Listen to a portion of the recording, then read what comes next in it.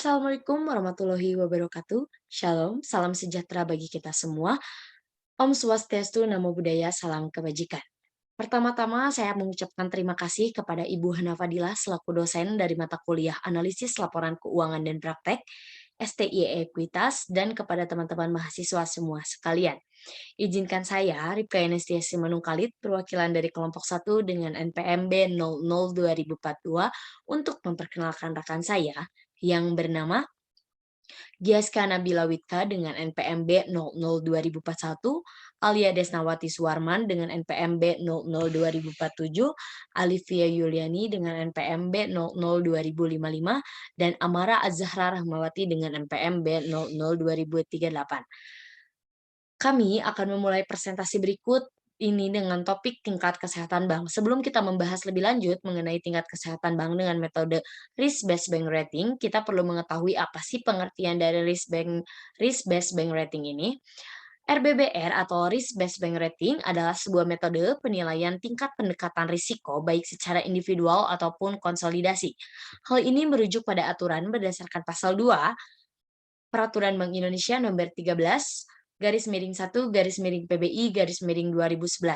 Pada dasarnya, sesuai yang telah dijelaskan dalam aturan metode risk based bank rating atau yang kita singkat dengan RBBR, menitik beratkan pertimbangan kesehatan bank umum berdasarkan prinsip kehati-hatian dan manajemen risiko. Peraturan RBBR ini adalah peraturan pengganti dari peraturan sebelumnya yang kita kenal dengan sebutan CAMEL. CAMEL adalah kapital, aset, manajemen, earning, dan liquidity yang sebelumnya sudah dijelaskan oleh kelompok sebelumnya. Nah, yang kedua, pembahasan kedua itu kita akan mengenal indikator metode risk-based bank rating. Ada 4 indikator metode risk-based bank rating. Yang pertama ada risk profile, yang kedua ada good corporate governance, yang ketiga ada earning, yang keempat ada capital. Selanjutnya untuk risk profile akan dijelaskan oleh rekan saya.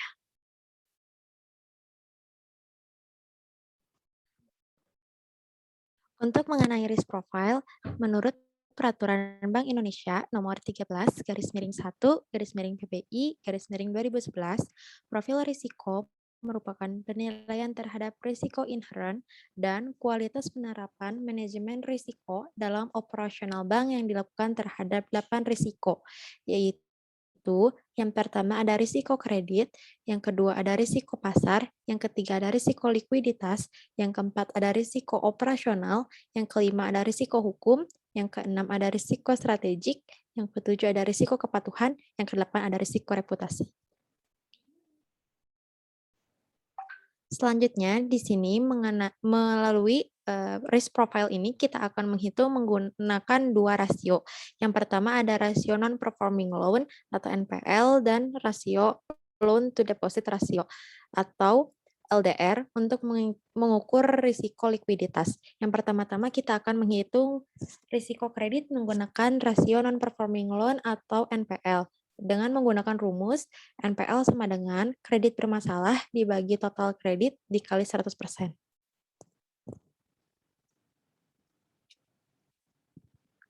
Di sini terdapat kriteria penetapan peringkat profil risiko menggunakan NPL.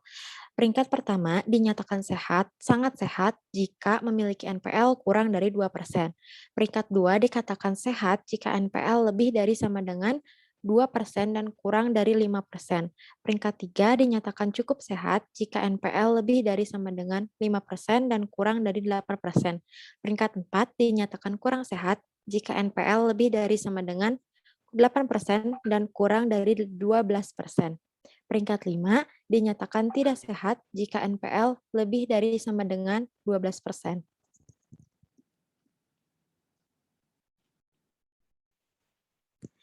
Selanjutnya, kita akan menghitung contoh soal risiko kredit menggunakan NPL. Berdasarkan data Bank Indonesia, sampai Juni tahun 2020, total kredit yang disalurkan perbankan secara keseluruhan adalah 5.549,23 triliun dan jumlah nominal NPL yang terdiri dari kredit kurang lancar, kredit diragukan, dan kredit macet yang berjumlah 172,55 triliun.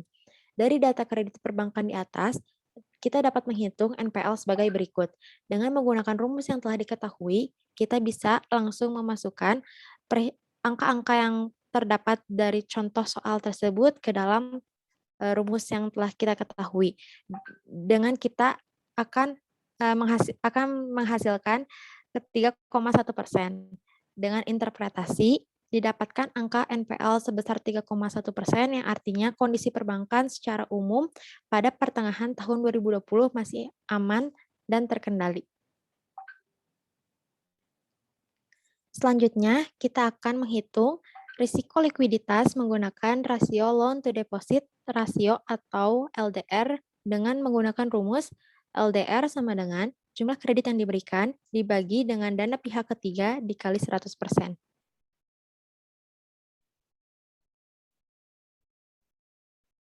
Di sini terdapat kriteria penetapan peringkat profil risiko menggunakan rasio LDR. Peringkat pertama dinyatakan sangat sehat jika memiliki LDR kurang dari 75%. Peringkat kedua dikatakan sehat jika LDR kurang dari 85%, kurang dari sama dengan 85% dan kurang dari 75%. Peringkat ketiga dikatakan cukup sehat jika LDR kurang dari sama dengan 100% dan LDR kurang dari 85%. Peringkat 4 dikatakan kurang sehat apabila LDR kurang dari sama dengan 120% dan LDR kurang dari 100%. Peringkat kelima dikatakan tidak sehat apabila dinyatakan LDR lebih dari 120%. Selanjutnya ada contoh soal mengenai risiko kredit menggunakan LDR. Misalkan dari data neraca sebagai berikut. Tabungan Rp1.245.135, deposito berjangka. Deposito berjangka Rp1.454.000, modal ATMR sebesar Rp2.129.422 dan data kredit yang diberikan ialah Rp4.058.195. Maka cari berapa besar rasionya. Sebagai yang diketahui tadi, sudah diketahui bahwa LDR itu adalah rumusnya jumlah kredit yang diberikan dibagi dana pihak ketiga dikali 100%. Maka dari itu tinggal memasuki mana yang diketahuinya dan mana yang menjadi dana pihak ketiganya dan diperoleh di sini yaitu 82,34%. Berdasarkan kriteria sebagaimana dimaksud di atas, maka rasio ini dikategorikan sehat. Seperti tabel sebelumnya. Dengan interpretasi yaitu berarti total dana pihak ketiga atau DPK yang dihimpun sebanyak 82,34% berhasil disalurkan kembali dalam bentuk kredit ke nasabah, sedangkan sisanya 17,66% dijadikan sebagai dana cadangan untuk kebutuhan likuiditas.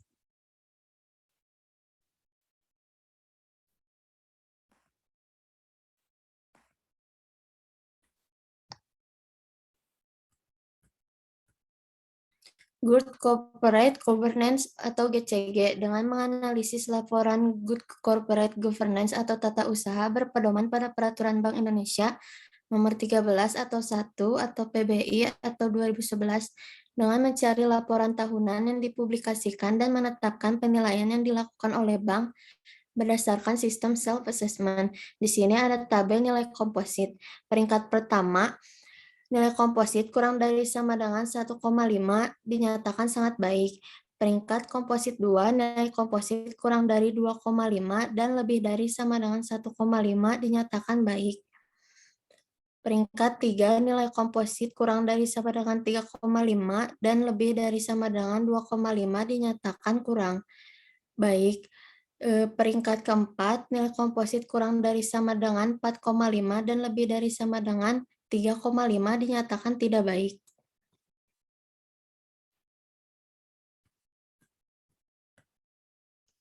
Selanjutnya ada earnings atau rentabilitas. Penilaian earning atau rentabilitas ini diukur dengan menggunakan rasio return on asset atau ROA. Dengan menggunakan rumus sebagai berikut. ROA sama dengan laba sebelum pajak dibagi rata-rata total aset dikali 100%. Tabel di bawah ini ada satu peringkat komposit. Peringkat komposit 1 lebih dari 2% sangat sehat. Peringkat kedua 1,25 sampai 2 sehat. Peringkat 3 0,5 sampai 1,25 cukup sehat. Peringkat 4 0 sampai 0,5 kurang sehat. Peringkat kelima negatif yang artinya tidak sehat.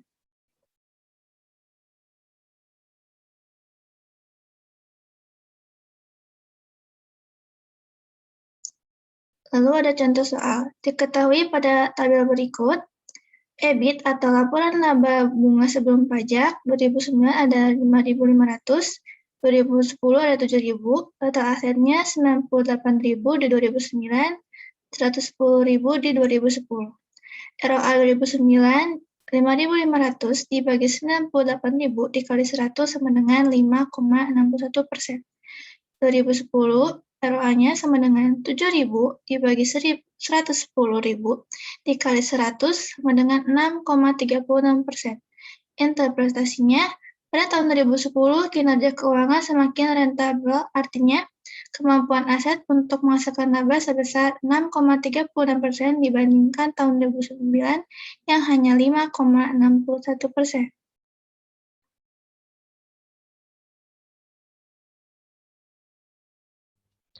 Untuk selanjutnya ada kapital atau permodalan. Dari Riyadi tahun 2006 171 mengatakan bahwa setiap bank yang beroperasi di Indonesia diwajibkan untuk memelihara kewajiban penyediaan modal minimum atau bisa disebut KPMM. Tinggi rendahnya kewajiban penyediaan modal minimum atau KAR suatu bank akan dipengaruhi oleh dua faktor utama, yaitu besarnya modal yang dimiliki bank dan jumlah aktiva tertimbang menurut risiko atau disebut ATMR yang dikelola oleh bank tersebut. Hal ini disebabkan penilaian terhadap faktor permodalan didasarkan pada rasio modal terhadap aktiva tertimbang menurut risiko atau ATMR. Penilaian faktor kapital diukur dengan menggunakan Capital Adequacy Ratio atau CAR dengan rumus sebagai berikut. CAR sama dengan modal bank dibagi aktiva tertimbang menurut risiko dikali 100%.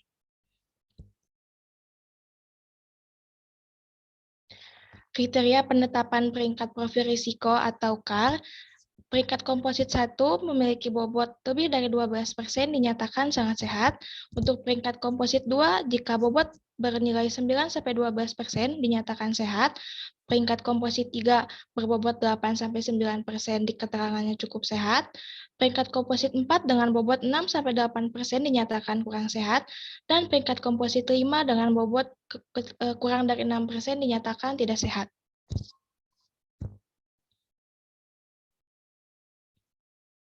Berikut contoh soal perhitungan KAR seluruh bank umum di Indonesia tahun 2019 menurut data BI, jumlah modal seluruh bank umum tahun 2019 mencapai 1,377,558 triliun dan jumlah ATMR seluruh bank umum tahun 2019 mencapai 5,886,69 triliun.